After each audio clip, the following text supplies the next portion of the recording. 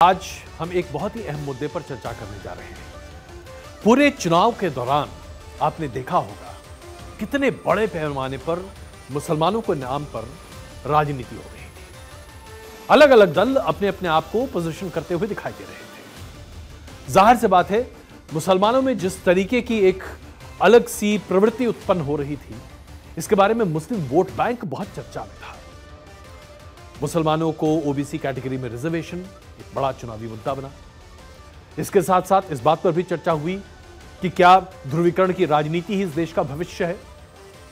लेकिन आज मैं आपके सामने कुछ ऐसे तथ्य रखने जा रहा हूं जिससे शायद हम इस बात पर विचार करने को मजबूर हो जाएं कि जिन मुसलमानों के नाम पर हमारे देश में पिछले 10 सालों से जबरदस्त राजनीति हो रही है और बीते 40 साल से मुस्लिम वोट बैंक को लेकर एक अलग तरह की सोच और विचारधारा हमारे देश में है, यह मुसलमान वोट बैंक खुद अपने लिए कुछ नहीं कर पाता, कुछ भी नहीं कर पाता। कैसे? आइए सबसे पहले मैं आपको बताऊं। इस बार के लोकसभा में मुसलमानों का प्रतिनिधित्व अब तक की सभी लोकसभा में सबसे न्यूनतम स्तर पर है। आप जानकर अचरज करेंगे कि इस बार 543 सांसदों में से सिर्फ 24 सांसद मुसलमान हैं। आप जरा विचार कीजिए, जिस देश में मुसलमानों की आबादी 20 करोड़ से कहीं ज्यादा है, कम से कम 22 करोड़ के आसपास मुसलमानों की आबादी मानी जा रही है, क्योंकि 2011 में जो सेंसस हुआ था उस वक्त हिंदुस्तान के टोटल पॉपुलेशन का 17.5% मुसलमान आबादी मानी गई थी। पॉपुलेशन ग्रोथ और बाकी आधार पर देखें तो जाहिर सी बात है, मुसलमानों की आबादी तकरीबन 22 करोड़ से 23 करोड़ के आसपास पहुंच सकती है। यह minority affairs minister Smriti Irani का लोकसभा में दिया स्टेटमेंट है कि कम से कम 20 करोड़ या उससे ज्यादा मुसलमानों की आबादी है। अब आप जरा समझिए कि इतनी आबादी होने के बाद भी लोकसभा में 543 में से सिर्फ 24 मुसलमान सांसद हैं, यानी कि 4% ही मुसलमान सांसद पूरे संसद में। 20% से ज्यादा आबादी को रिप्रेजेंट करने वाले सिर्फ 4% सांसद हैं, यानी कि मुसलमान आज खुद अपना प्रतिनिधित्व लोकसभा में नहीं कर पा रहे। तो ये कैसे वोट बैंक के तौर पर काम करते हैं, यह विचार आपके दिमाग में आना चाहिए। हम आपको दिखाने जा रहे हैं कुछ ऐसी सीटें जो अपने आप में बताती हैं कि आज इस देश में यह विसंगति क्यों है। तकरीबन 65 ऐसे लोकसभा सीट हैं जहां 35% से ज्यादा मुसलमानों की आबादी है साहब।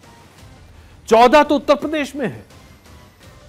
इसके बावजूद 65 मुसलमान सांसद नहीं हमारे देश में। पश्चिम बंगाल में 13 लोकसभा की सीटें ऐसी हैं जहां 35% से ज्यादा मुसलमान हैं। केरल में 8 ऐसी सीटें हैं, असम में 7, जम्मू कश्मीर की 5 सीटें, बिहार की 4, मध्य प्रदेश की 3, दिल्ली, गोवा, हरियाणा, महाराष्ट्र और तेलंगाना में 2 ऐसी सीटें। यानी कि आज अगर हम पूरे आधार पर देखें तो अपने आप में समझ में आता है कि भाई कम से कम 35-40 मुसलमान सांसद तो हमारे देश में होने ही चाहिए, लेकिन नहीं है। आखिरकार ऐसा क्यों हो रहा है, इस पर भी हम चर्चा करेंगे। आइए एक और डेटा आपके सामने रखते हैं। कितने मुसलमान उम्मीदवारों को तमाम पार्टियां प्रस्तुत कर पा रही हैं, यानी कि जितने उम्मीदवार खड़े हैं उसके परसेंटेज में कितने मुसलमान उम्मीदवार पार्टियां खड़ी करती हैं। भारतीय जनता पार्टी ने अपने सभी उम्मीदवारों में से सिर्फ 4% मुसलमान उम्मीदवारों को आज तक खड़ा किया है, लोकसभा और विधानसभा चुनाव दोनों मिलाकर। इस बार के लोकसभा में कांग्रेस ने अपने सभी उम्मीदवारों में से 38% ही मुसलमान को टिकट दिया। अगर आप 2014 की बात देखें तो वहां पर भी बीजेपी का क्या जो है परसेंटेज, वोटिंग परसेंटेज, वो हम आपको अब दिखाने जा रहे हैं। मुसलमान वोट जो बीजेपी के पास जाता है वो 8% है। कांग्रेस के पास जो मुसलमान वोट जाता है वो 38% है, अन्य के पास 54% है।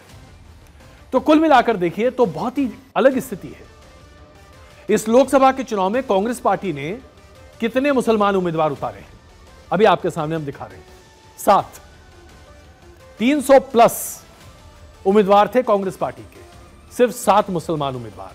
समाजवादी पार्टी ने सिर्फ 4 मुसलमान उम्मीदवार उतारे, टीएमसी ने 5, आईयूएमएल ने 3, एमआईएम ने 1, नेशनल कॉन्फ्रेंस ने 2, अन्य के खाते में 2 मुसलमान उम्मीदवार। यानी कि मुसलमान उम्मीदवार उतारे ही नहीं जा रहे हैं मैदान में। जाहिर सी बात है, जब मुसलमान उम्मीदवार तय ही नहीं किए जा रहे पार्टियों के द्वारा, तो क्या निकल कर आएगा? मुसलमान जीतेगा ही नहीं। यही वजह है कि आज 24 मुसलमान सांसद हमारे पूरे देश में हैं। अगर मैं इसको आबादी के अनुपात में यह आंकड़ा आपके सामने प्रस्तुत करूं, तो आप देखिए किस तरीके से स्थिति उत्पन्न होती है। 2019 के लोकसभा चुनाव में विभिन्न दलों ने 115 मुस्लिम उम्मीदवार उतारे थे। 26 मुस्लिम उम्मीदवार जीत हासिल कर पाए। इस तरह के तमाम आंकड़े आपके सामने हैं। टीएमसी के आंकड़े हैं, बाकी लोगों के आंकड़े हम आपके सामने प्रस्तुत कर सकते हैं। अब मैं आता हूं एक बेसिक स्ट्रक्चर पर। अभी हम आपको पूरा वो दिखा रहे हैं कि तमाम सालों में, तमाम लोकसभा में कितने मुसलमान उम्मीदवार और मुसलमान सांसद रहे हैं। 2014 में 23 थे, अभी तो 24 हैं, बढ़ गए हैं। तो ये अनुपात आपके सामने है। अब मैं आपके सामने एक बेसिक सवाल रख रहा हूं। 20 करोड़ से ज्यादा आबादी है, 65 ऐसी लोकसभा की सीटें हैं जहां पर मुसलमानों की आबादी 35% या उससे ऊपर है। इसके बाद भी मुसलमान अपने लिए उम्मीदवार नहीं चुन पा रहे हैं। अगर मैं मुस्लिम पार्टियों की भी बात करूं, तो मुस्लिम पार्टियों में से आईयूएमएल ने 3 उम्मीदवार खड़े किए, 1 की जीत हुई। एमआईएम ने 1 उम्मीदवार खड़ा किया, 1 की जीत हुई। बाकी सभी या तो राष्ट्रीय पार्टी हैं या रीजनल पार्टी हैं जिन्हें मुसलमान वोट देते हैं। तो मुसलमान खुद अपना प्रतिनिधित्व नहीं कर पा रहे हैं। तो फिर वोट बैंक पॉलिटिक्स कैसे है, इसको भी हमें समझना पड़ेगा। 20% के आसपास अगर मुसलमानों का हम एवरेज पूरे देश भर में लें, तो ये 20% वोट अगर किसी भी एक पर्टिकुलर पार्टी को मिल भी जाए, जो कि हमने 2024 में देखा कि भारतीय जनता पार्टी के खिलाफ मुस्लिम वर्ग ने बड़े पैमाने पर देश भर में वोट किया। और अगर आप मुसलमान वर्ग के पोलिंग परसेंटेज को देखेंगे, तो यह आंकड़ा और भी स्पष्ट हो जाता है। ऑन एन एवरेज मुसलमानों ने 80 to 85% पोलिंग किया है। यानी कि अगर किसी एक पोलिंग बूथ पर 1000 में से 800 मुसलमान वोटर हैं, तो 700 से ज्यादा मुसलमान वोटर ने अपना वोट दिया है। यानी कि उनके पोलिंग परसेंटेज कहीं ज्यादा है। लेकिन ये वोट किसको देते हैं?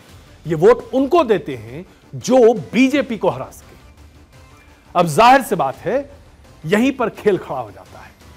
यानी कि मुसलमान वोटर ये जानता है कि उसको बीजेपी को हराना है, लेकिन उसके पास अपना वोट देने का विकल्प नहीं है। विकल्पहीनता की वजह से मुसलमान वोटर अपना वोट या तो कांग्रेस पार्टी को देता है, या आरजेडी को देता है, या समाजवादी पार्टी को देता है। पहले जेडीयू को दे रहा था, टीडीपी को देता है, डीएमके को देता है, लेफ्ट पार्टियों को देता है, टीएमसी को देता है।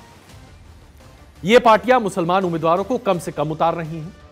और वो इसलिए क्योंकि जब से भारतीय जनता पार्टी ने 2014 के बाद से यह तय किया कि मुसलमान उम्मीदवारों को वो टिकट न के बराबर देगी, तब से हिंदुत्व के इस वेव की वजह से तमाम राजनीतिक दलों ने भी मुसलमानों को अपने पास उम्मीदवार बनाना कम से कम कर दिया है। यानी कि मुस्लिम रिप्रेजेंटेशन कम है। अब ऐसे में मुसलमान वोटर के पास एक ही विकल्प बचता है, उन पार्टियों को वोट करे जो कि बीजेपी को हरा सकती है। और इस बार 2024 के लोकसभा के चुनाव में जो आपको एक बड़ा बदलाव उत्तर प्रदेश में दिखाई दे रहा है, जहां पर इंडिया अलायंस ने भारतीय जनता पार्टी को बड़ा डेंट दिया। या फिर अगर आप राजस्थान की बात करें या अन्य राज्यों की बात करें जहां पर इंडिया अलायंस ने, महाराष्ट्र की बात कीजिए, इंडिया अलायंस ने बहुत डेंट किया एनडीए को। यहां पर मुस्लिम वोट बैंक एकजुट होकर शेड्यूल्ड कास्ट वोट बैंक के साथ जा मिला। और यहीं पर खेल है साहब, इसको ऐसे समझिए। पूरे देश भर में शेड्यूल्ड कास्ट की आबादी तकरीबन 20 से 22% है। पूरे देश भर में मुसलमानों की आबादी 20% प्लस है। अगर शेड्यूल्ड कास्ट और मुसलमान वोट बैंक एक साथ आ जाता है, तो यह अपने आप में 40% प्लस का एक बड़ा चंक बन जाता है। और यह जिस पार्टी के पास अपना रुझान रखेगा, वहीं पर उस पार्टी की जीत होती हुई दिखाई देगी। अभी तक क्या हो रहा था? जब आप उत्तर प्रदेश की बात करते थे, तो बीएसपी बड़े पैमाने पर मुसलमान उम्मीदवारों को उतारती थी और बीएसपी के मुसलमान उम्मीदवार मुस्लिम वोट बैंक को बांट देते थे। जिसकी वजह से समाजवादी पार्टी और कांग्रेस को कोई फायदा नहीं मिलता था मुस्लिम वोट बैंक का, यहां तक कि एकजुट मुसलमान वोट पड़ता भी नहीं था। इसकी वजह से इस बार मुसलमानों ने तय किया कि चूंकि बीएसपी किसी भी तरीके से रेस में नहीं है और वो बीजेपी को हराने की स्थिति में नहीं है, इसलिए मुस्लिम वोट बैंक पूरे तरीके से एकजुट हुआ और उसने समाजवादी पार्टी और कांग्रेस के गठबंधन को वोट दिया।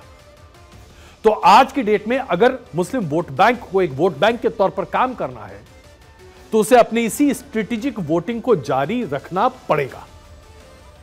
अगर इसके साथ दलितों की सहभागिता मुसलमानों को मिलेगी तो फिर बीजेपी के मुखालिफत में खड़ी पार्टियों के लिए जीत के अवसर बढ़ते हुए दिखाई देंगे। यही वजह है कि भारतीय जनता पार्टी किसी भी कीमत पर शेड्यूल्ड कास्ट वोट बैंक को तोड़ना चाहती है, सेंध लगाकर उसमें एक अपना अलग काडर बनाना चाहती है। जैसे कि जेडीयू ने पसमंदा मुसलमान का एक कैटेगरी तैयार किया, वैसे ही अति पिछड़ा scheduled caste Bharatiya Janata party के लिए एक बड़ा वोट बैंक है जिस पर वो अपना कब्जा करना चाहती है। नहीं कर पा रही, ये अलग बात है।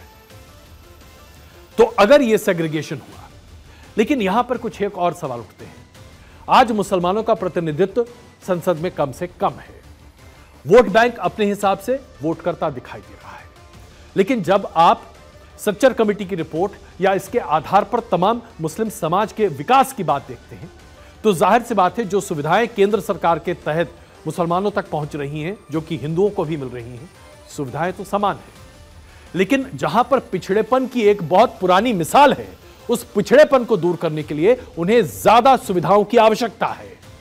ये ज्यादा सुविधाएं उन्हें कोई नहीं दिला पा रहा, और वो इसलिए क्योंकि उनकी आवाज उठाने और उसे मजबूत करने वाला कोई प्रतिनिधि लोकसभा में नहीं है, बहुत कम लोग हैं, और जो लोग हैं वो मुसलमानों की आवाज नहीं बन रहे हैं। अब इसमें सवाल उठता है कि क्या मुस्लिम वोट बैंक अपने साथ सही कर रहा है? क्योंकि अगर वो अपने आप को मुख्य धारा से अलग रख रहा है तो क्या उसे कोई फायदा मिल रहा है? मुख्य धारा क्या है? इस देश में 80% के आसपास हिंदू हैं। ऐसे में अगर आप सहयोग के तौर पर आगे बढ़ेंगे, एक साथ मिलकर चलेंगे, तभी आप अपने बैकवर्डनेस को दूर कर सकते हैं। तो आज मुसलमान समाज के पास एक बहुत बड़ा यक्ष प्रश्न है। सवाल नंबर 1, एक कुशल नेतृत्व मुसलमान समाज के पास नहीं है। इसके लिए मुसलमान समाज को काम करना पड़ेगा। अपने पिछलेपन को दूर करने के लिए उसे अपनी आवाज मुखर तरीके से सामने रखनी पड़ेगी। सरकारों को भी यह तय करना पड़ेगा कि मुसलमान समाज में जो पिछड़ापन है उसे दूर करने के लिए क्या स्पेशल नीति अपनाई जा सकती है। दूसरी बड़ी बात, मुसलमानों को अपने आप को मुख्य धारा से अलग नहीं करना चाहिए। अगर वो ऐसा कर रहे हैं तो फिर वो ध्रुवीकरण की राजनीति को बढ़ावा दे रहे हैं और इसकी वजह से उन्हें कभी सहूलियत नहीं मिलेगी, क्योंकि उनका नेतृत्व तो है ही नहीं, उनके पास कहीं कोई प्रतिनिधित्व नहीं है। इसलिए मुसलमानों को राष्ट्रीय पार्टियों पर अपना भरोसा बढ़ाना पड़ेगा। इसके साथ साथ तीसरी बड़ी बात, मुसलमानों को सामाजिक सुधार बड़े पैमाने पर लाने होंगे। जब तक मुसलमानों ने सामाजिक सुधार पर जोर नहीं दिया, ट्रिपल तलाक का मुद्दा तो सरकार ने सुलझा दिया, लेकिन ऐसे कई मसले हैं जो आज भी शरिया लॉ के होने की वजह से मुसलमान समाज को बाधित करते हैं। इन तमाम कुरीतियों को बदलना होगा, समाज को डेवलप करना पड़ेगा, इंटरनल वॉइस को बढ़ाना पड़ेगा, लोगों की पार्टिसिपेशन को बढ़ाना पड़ेगा, और सबसे बड़ी बात यह है कि मुख्य धारा में अपने आप को एसिमिलेट करना पड़ेगा। अगर मुसलमान समाज अपने आप को मुख्य धारा से अलग रखकर आइसोलेट करने की कोशिश करेगा तो फिर एक तरह से पोलराइजेशन की राजनीति को बढ़ावा देगा, जो कि उसके हक में नहीं है। आज तक सच्चर कमेटी की रिपोर्ट धूल फाक रही है। यूपीए की 10 साल की सरकार ने उस पर कुछ नहीं किया, उसके बाद भी उस पर कोई बातचीत नहीं हुई। जहां एक तरफ प्रधानमंत्री नरेंद्र मोदी की सरकार यह बार बार कहती है कि हम सर्वहित की बात करते हैं, सभी समाज की बात करते हैं, वहां पर अब मुसलमानों को भी इस बारे में विचार करना पड़ेगा कि सभी समाज की बात करने वाली सरकार के साथ मिलकर चलना ही उसके लिए सबसे फायदे का सौदा है।